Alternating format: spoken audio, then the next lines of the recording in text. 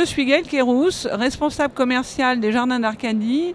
Notre activité se concentre autour de la gestion locative de résidences-services pour personnes âgées autonomes. Une résidence-service, c'est une résidence généralement implantée en centre-ville dans laquelle nous proposons aux seniors autonomes de retrouver, de recréer un domicile qui soit plus en phase avec leurs besoins du moment et qui peut être évolutif dans le temps en fonction de l'évolution de leurs besoins également.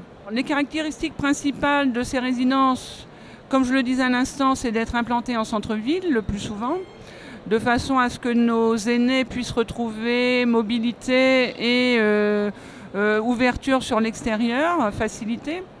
Ce sont des résidences dans lesquelles ils retrouvent autour de leur domicile recréé dans un appartement prêt à vivre un certain nombre de services.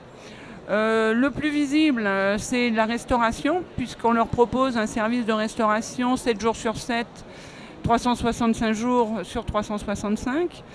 Ils retrouvent également un certain nombre de services un petit peu plus mineurs, on va dire, mais qui leur assure du confort tout au long de l'année. C'est le service de blanchisserie, le service de coiffure, d'esthétique.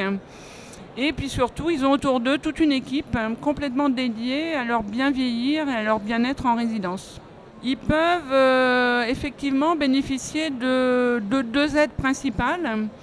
La première, pour les aider au financement de l'hébergement, c'est une allocation logement social, c'est l'ALS, qui est délivrée par les CAF en général. Et la seconde aide, elle, est la plus trait à l'aide qu'ils peuvent obtenir dans le cadre de la préservation de leur autonomie. C'est ce qu'on appelle l'APA.